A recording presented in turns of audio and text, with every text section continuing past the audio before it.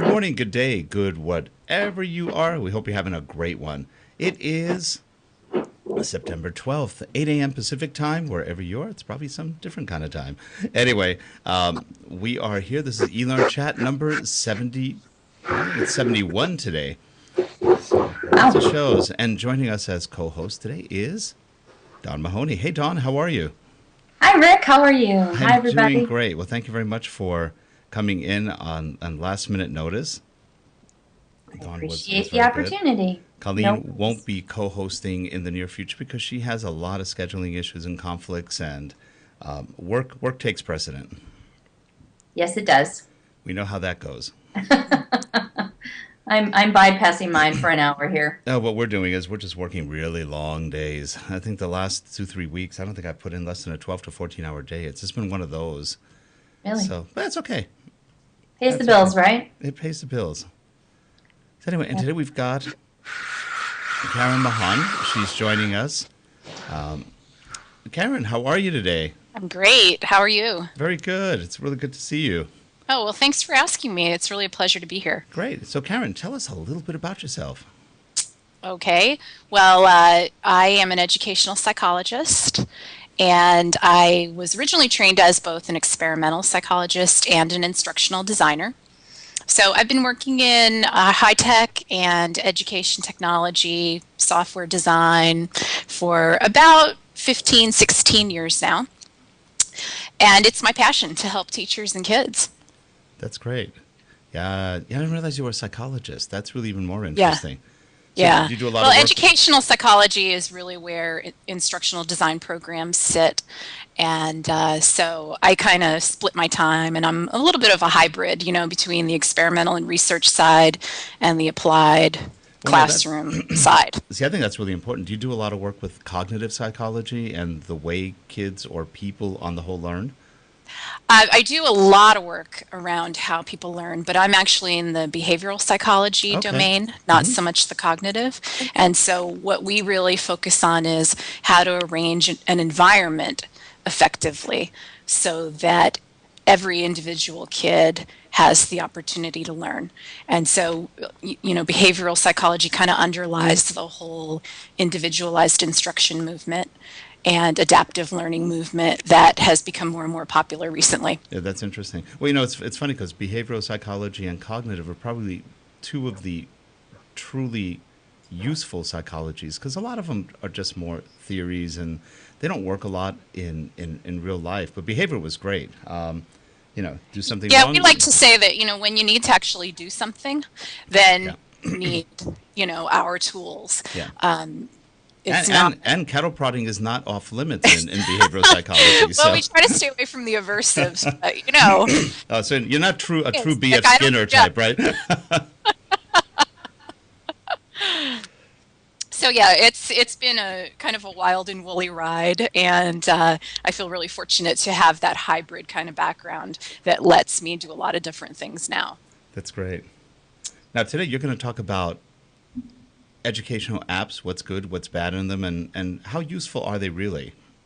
Yeah, well, I think that it's clear to all of us now that the growth of apps is stunning. It's just almost like a hockey stick kind of shape.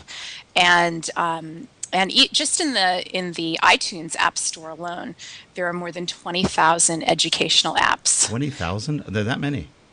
And that's just the category that is labeled educational.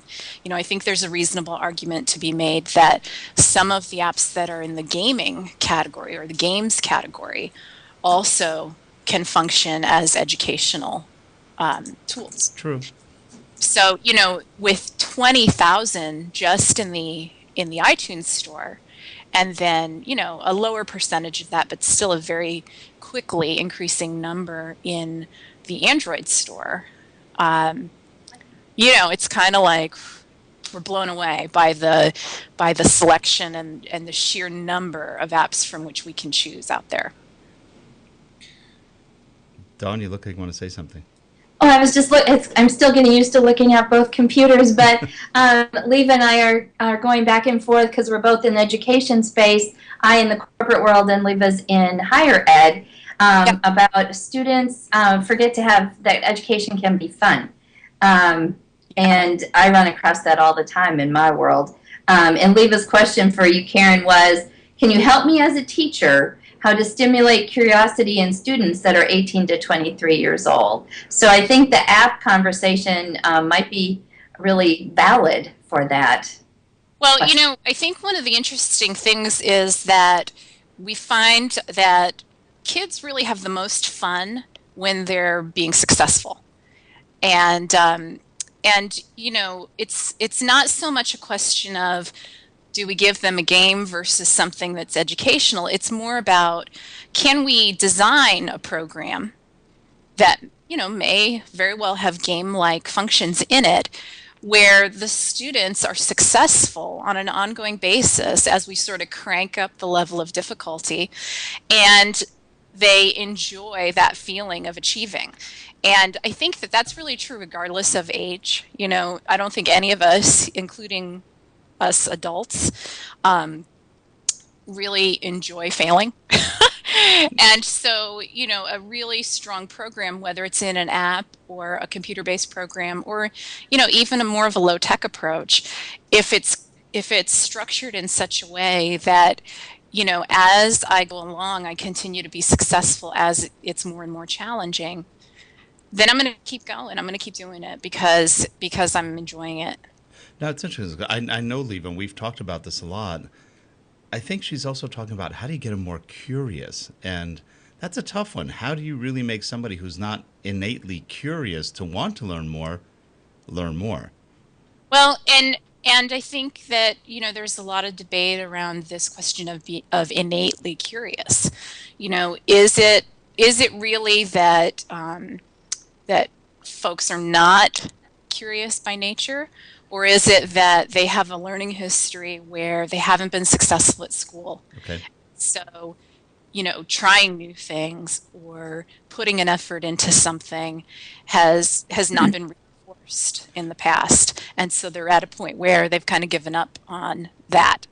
And it's never too late to turn that around by starting to put people into things where they can be more successful. And particularly with adult learners, I think the combination of giving them a wide variety of choices of topic and subject matter and that kind of thing, along with a well-structured instructional design, is really where you start kind of turning that around. And we see that happening with kids in middle school who aren't readers, for example. Mm-hmm. And I have some good friends who founded the Head Sprout early reading program. And that's really a program that's targeted at the K-2 age range. But they put it into middle schools with kids who are behind in their reading. And what we find is that with kids who are really discouraged and not interested and not curious, when you get them into a program like Head Sprout Early Reading, where it's a very supported path through the curriculum, and those kids start seeing what it's like to be successful and to achieve, they are just lit up. So, it makes a big difference with what kinds of materials you're providing. Yeah, it's really stimulating them right up front, right when you have a chance. I remember when I was in grade school, now this is eons ago, but I went to a Catholic school in New York, and boy, did they stress reading and writing. Not so much arithmetic, but reading and writing were really crucial. And we had, I think it was called SRA. Yes. And it was a great program. I loved it. It was like every Friday we had SRA. That was my favorite day of the week. It's like, oh boy, SRA. And it was all about reading, and they were just quick 1-2 minute blurbs. But then with SRA, there were also all these books you could buy. And Yes. tons of paperbacks for nothing. I mean, they were really cheap. And SRA is direct instruction, Mhm. and it's traditionally the most successful reading instruction in the history of, how long we've been tracking these kinds of. Interesting. Okay. Are they still using it? Yeah, there's a publishing company called Sopris that has a really nice reading program out called Rewards, and they are using it. It's a very popular program, very effective. Great. Yeah, it was fun in those days. I remember that even as a kid. I was always a good reader. I mean, I started with comic books. You couldn't get me off comic books, but that led to books and I remember at about 7 years old, my parents thought I had really flipped out. He has problems. I was reading philosophy books at 7, and they go, "He's really odd. So we got to do something with him." Today, right? Yeah, that was back then. Yeah, it was interesting. It's amazing. But you were, and I think reading in particular is so important for everything else. You can't do math if you can't read. Right, that's You true. can't do science if you can't read. And so it's really, that's a critical sort of component of everything else. Yeah, that's true. Dawn, any comments? Yes, we're having quite a chat here, Levi and I guess there's quite a few people lurking out there that just haven't Signed in. chat, so I want to say join the chat. Yep. So her comment, and I agree with this, is that when they're at the K2, like what Karen just referred to with the reading group, they're excited to learn to read. They want to be part of learning to read. They can't wait to read all of that, and it's younger and younger. And then as they get older, and by the time they get to higher ed, we've taken the curiosity factor away because, in my personal opinion, it's grade driven and how grading's done. And so the question becomes, how do we find that excitement again? Or what, the Angry Birds, I keep going back to in my mind, I keep thinking of Angry Birds and that it has a progressive levels of difficulty. And I think that's the reason it's so popular, is that people can't get enough of it because it keeps getting more difficult. Yeah, and, So interestingly enough, Angry Birds teaches you all about physics True. without any effort. You have to learn your angles and your trajectories and how things speed up, how they slow down, and what kind of birds explode, which ones don't. It's all sorts of good stuff. Sort of don't know that you're learning anything about physics, but you're using some of the tools there. It's applied physics. Right. Levi said, how can technology in their present learning environment isn't so present, but if there was some way of linking it outside of school, but finding a solution, we've taken some of this away from them. We don't reward students for finding a solution after making a stupid mistake. We internalize stupid mistakes. We take the learning out of that by chastising people, or and the younger students, we grade them again or put red marks all over their papers. So I think that's where it takes away. So I'm curious about what the education space in the primary grades and so forth, how is that changing? Is it changing? I don't have kids in school, so. Well, for me, I'm more on the technology side of it. And so I think that, a number of the things that you're bringing up leads nicely into a discussion of how we can have an impact across the age span with apps. Because with apps, some of the things that you said were, one of the reasons you think Angry Birds is so popular is that, it ratchets up the level of difficulty, but you only get the more difficult pieces when you're ready for them because you've mastered a lower level. And in addition, you're getting the ongoing feedback about what it is that you've done and what has worked and what hasn't worked. And you're getting, you're earning some kind of reward, even if it's just going to the next level for your attempts. And those are all the kinds of things that we can add into or build into education apps. And there are a number of education apps that do that kind of thing. If you look at a number of the motion math apps, there are several that I really like. In fact, I jotted them down here. I really like the Motion Math Wings app. I like the Motion Math HD app, and those apps build in those kinds of things that you were mentioning. And so, I think that we can leverage what we've learned from gaming and build apps that are more engaging and more addictive, if you will. I mean, I would like nothing better than for kids to be addicted to education games. True. Now, do you remember, they're still around, the old adventure games where you had to discover things? Which one? The Choose Your Own Adventure? Yeah, or just the ones where, what was that? Myst. Myst was a real popular one back when. And there's a whole mess of other adventure games where you go through a scenario, a terrain, you're in another land or an enchanted place, wherever. But the whole idea is you've got to find objects. You've got to learn as you go. You talk to different either characters or beings or monsters, whatever they are. And you have to get through these relatively complex scenarios to actually get to the end and win. And in the meantime, you're getting bounty or you're getting loot or whatever it is that you're getting. And I found that it does help, I think, kids to a certain point develop some critical thinking skills because they've got to really figure out some really bizarre clues sometimes. I've always done well with those with clues. If I could get a clue book, I could figure it out. But other than that, it's like, oh my God, how do you get through this? And I think that right now, when you see the multiple online player games, they do a pretty good job of that kind of thing.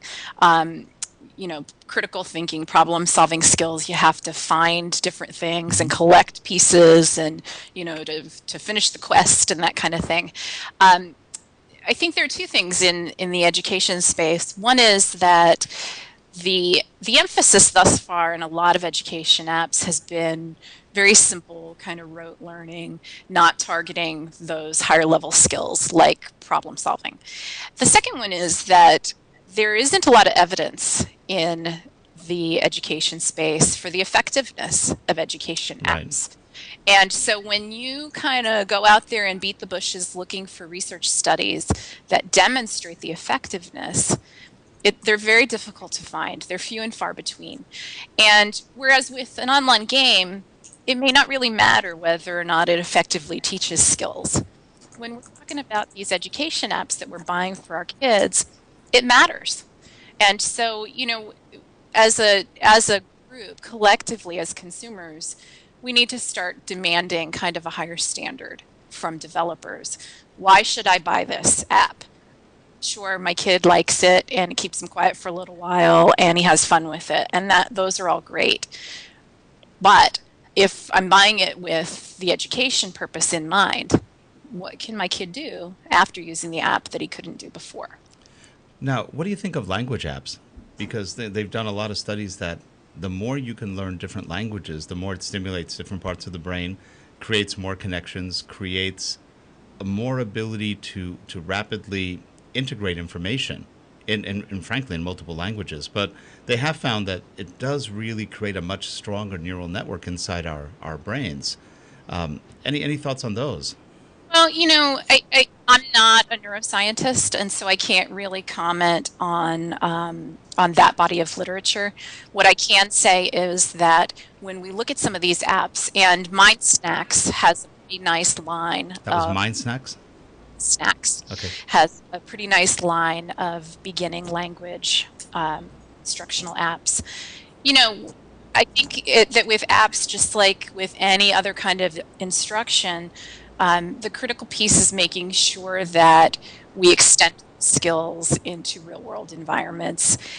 We may learn stuff initially on the app, but then we need to be able to use it. And so, when you talk about a language app, if I want to learn Italian language, then an app might be great for a certain number of things. And, where I want to end up is I'm able to say things accurately and quickly. And then the real test, the proof is in the pudding, right? So when I go to Rome, can I find out where the bathroom is in time? And, can I buy that coffee? And so, it may well be that things change in our brain chemistry, but I think the ultimate test is, are these skills usable when we need to use them? And that's from the available research provided by app developers. So how much of the educational apps do you think are at this point worthwhile? Let's say if you had a percentage of the ones that you've seen reviewed, how many actually teach anything, or just they're really entertainment and a little bit more of digital babysitting? Right. Well, suffice it to say I have not reviewed all of the available educational apps. But, when I'm reviewing apps, I'm looking for of the instructional design. So, I'm not in a position to go out and field test every app with Right. groups of kids and, collect all the data and report back on whether or not they worked. Yeah, but of the ones that you've seen, how do you, which ones do you like, or as far as they think they're effective, at least they actually do get something accomplished.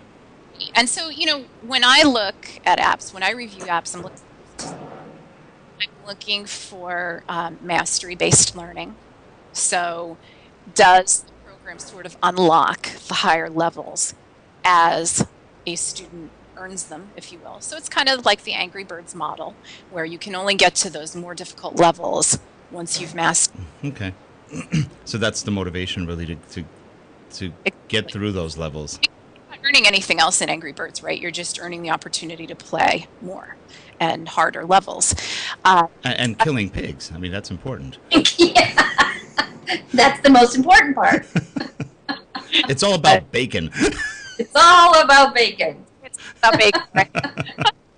I have an app I like for cooking bacon. Oh, No, funny.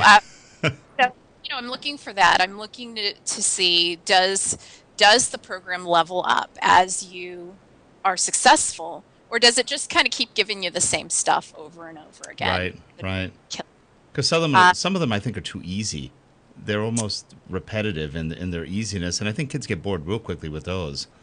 And that's when you lose a lot of, you lose the curiosity and the interest. Mm-hmm.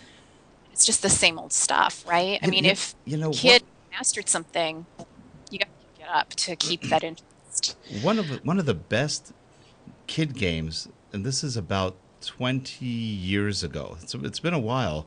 I'm sure they have variations of it, but it was called Just Grandma and Me. Oh. We had our daughter on it when she was about 2. It was actually, I think I liked it more than she did. It was just so much fun. It was these little critter characters, and they would grandma takes them to the beach.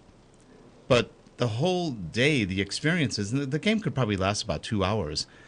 As you went through everything, for example, when the bus comes to pick them up, you see that there's a mailbox. So you click on the mailbox and something fun happens in the mailbox. Something comes out and or you click on something else, but you're constantly experimenting with different things. And it's geared really for little kids, probably up to about 7, 8 years old. Did wonders for this older dad, but I thought it was fun because you always want to see what's behind this thing. Hey, that rock moves. So you could spend quite a bit of time investigating anything on a screen to see if it was live or not. And the more they stuck in that you didn't expect, the more thrilled you went to go to the next level. Right. It was. What you're describing is a variation, right, on what I'm talking about. I mean, you're talking much more about kind of an open environment where kids go around and try and explore and try things out, which also has a purpose, but it's not as structured, right? It's not as It was totally unstructured. Right. And so it has a different purpose really than some of the apps that I'm talking about where, in theory, kids should acquire certain skills by the end. Yeah. And if they haven't acquired the skills, then they don't finish the program because the program remediates and drops back so that it gives them, whatever level they need. And you'd be surprised, I think, to see how many apps there are out there that do increase in difficulty when kids are ready for the next level, but don't drop back or give cues or help really instruct the learner in what's required in the task.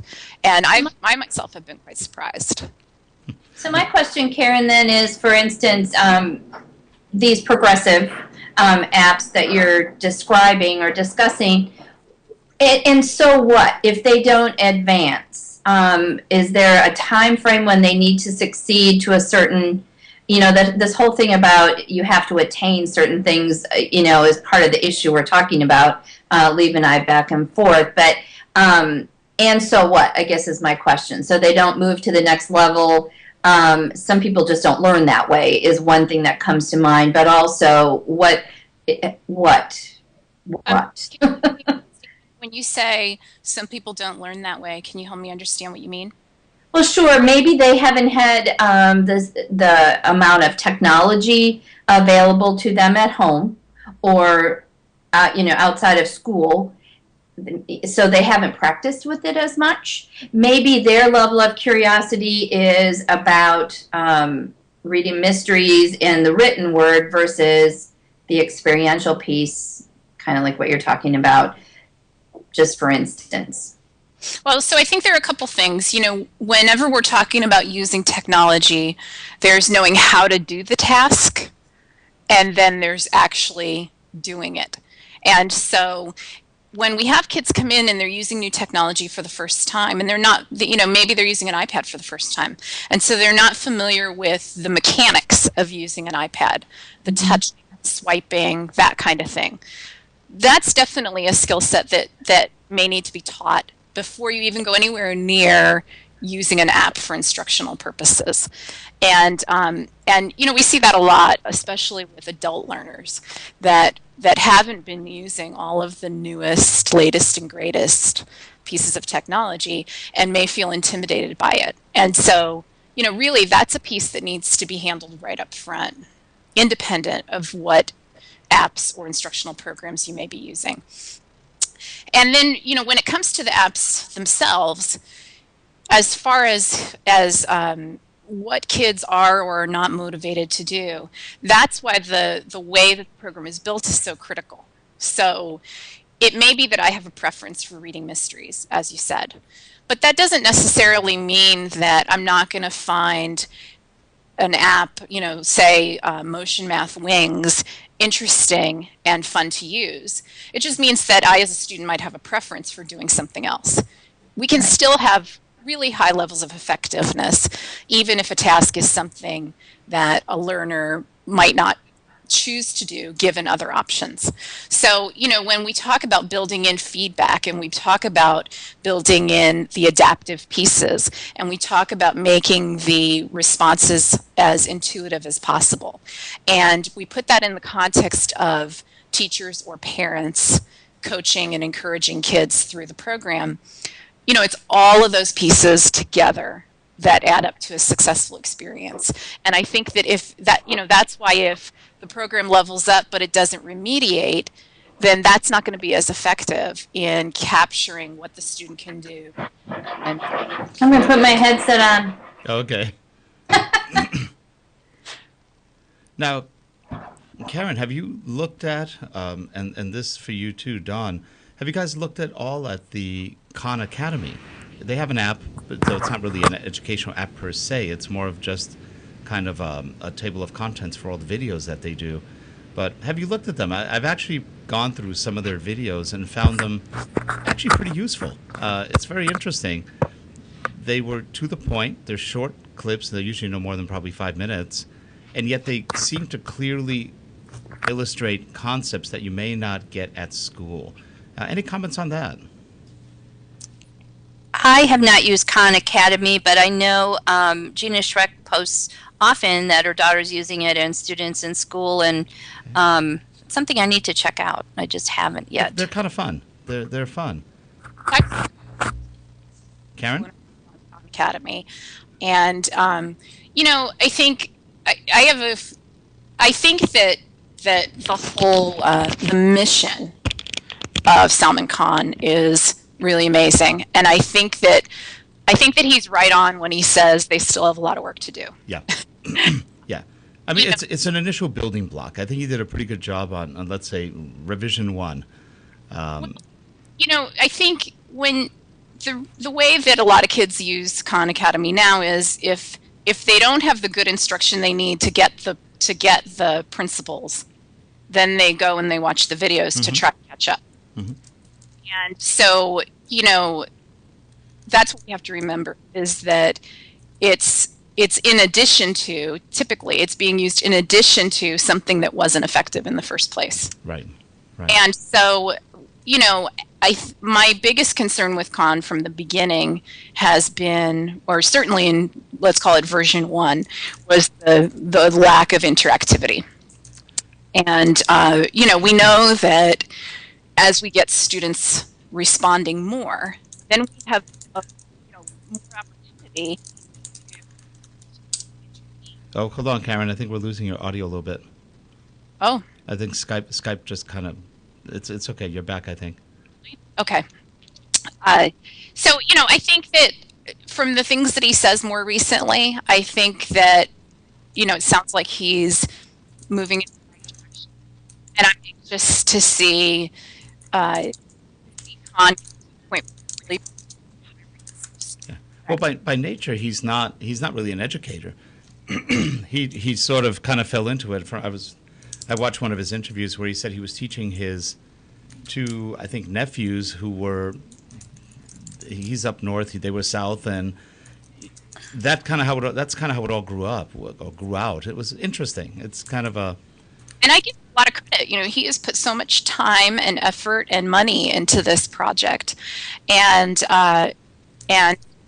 it's been very controversial in the education space, and hopefully over time, as he adds more and more to it, it can become much more comprehensive and much more than it is. Yep. Yep. All right, good. Well, we are just about at the end of the show. Any more comments? Dawn, I hear you typing over there. I am typing, sorry. Leva and I've been talking about, the technology components. She's in Belgium, Karen. I don't know if you know that. And so iPads are being required in schools there, but they're expensive. So I was asking her about some of the programs Apple offers in this country for education. But also, lots of things are not written in Dutch, and they don't all speak English. So we've been going back and forth a little bit about translation and language barriers. Very hard. At my previous company, we dealt with translation and localization issues, and it's very difficult because the opportunity for a company in a given market is what drives whether or not all of the translation and localization work is done. And for a country like Belgium, if a lot of people in Belgium speak either English or French in addition to Dutch, and those two languages, of course, are readily available, but it's much harder for people who have fewer people speaking their language. I think in my work world, we have several of our frontline associates who English is a second language and education level isn't very high. And my dream is to build learning components for them that don't have to have a language, that demonstration and pictures and videos and so forth become the way that they learn versus us lecturing to them or giving them the written word. And it seems like if we would do more development in the education side and picking on apps, because that's what we're talking about today, that has maybe less language, we can be more global and localized too. And to your point, when you go in and you look at what's available in the App Store, the vast majority of the apps are English only. And so it's definitely, there's huge opportunity, I think, in that space for somebody who could do something like you described on, or, provide a mechanism to make it easier to scale that out to other languages. Right. The availability. Right. True. Well, Karen, where can people find you if they need to get a hold of you? We've been showing your website, and I love the name of Karen's website or blog. It's Disrupt Learning. That's a great one. Oh, well, thank you. It was a little controversial because some people thought disruption in learning wouldn't be a good thing. But, I'm more interested in kind of disrupting the field of learning and looking at things a little bit differently than we have traditionally. So, my blog is KarenMahon.com. And Disrupt Learning is the name of the blog, and people can contact me there. All my contact information is on there, and I'll be thrilled to have some people follow up with me to continue this conversation. That sounds great. And what is your Twitter handle, they're asking? Twitter handle is @KarenL.Mahon. Karen L. Mahon. Okay, got it. That's right. So, definitely, please engage with me on Twitter, too. I'm a Twitter addict these days. We all are. It's fun. I've met so many people who I wouldn't have met any other way. And so, I'm constantly... Twitter's become a problem when everybody says, I don't need to tweet. I can get off Twitter anytime I want. And then they're back on. No, you can't. Although I do unplug on weekends, pretty much. But. Yeah. That's true. I usually take the weekends off. I load my tweets ahead of time. Yeah, that's a good way to do it. Well, everyone, thank you so much for being there, not only in the chat room, but if you're watching the recording, please subscribe. And Karen, really appreciate you coming on today. And good luck with what you're doing. Oh, by the way, are you appearing anywhere? Are you doing any talks, any shows, anything like that in the near future? Immediate future. I'm working on a new project of my own where hopefully, I can give some guidance to parents and teachers as they go through this process of selecting apps. So stay tuned for more information about that. Hopefully, Rick, you'll have me back to talk about that when the time is ready. Yeah, keep me posted. And I'll definitely, keep my blog updated about that and my Twitter feed. That sounds great. Well, yeah, keep us posted. Absolutely. I would love to. Thank you. Okay, great. Dawn, as always, a pleasure. Thank you. I enjoyed this today. Great. That means she didn't enjoy it every day, but Well, this is one of my passion topics, so I'm so excited to meet Karen virtually. Great. On because the half hour just isn't enough. it goes It's fast. true. And I'm so sorry about the noise level that's increasing if you're hearing it. No, it's very small. I can barely hear any noise out of your... Okay, good. Yeah. They're right behind us here, spraying water on my house. Yep. Sounds good. Well, we did about 38 minutes, so that wasn't too bad. Well, I think good for us. Yep. All right, everyone. Well, thanks a lot. We'll see you guys next week on eLearnChat. Have a good one, everyone. Thank you, Rick. Thank you. Bye.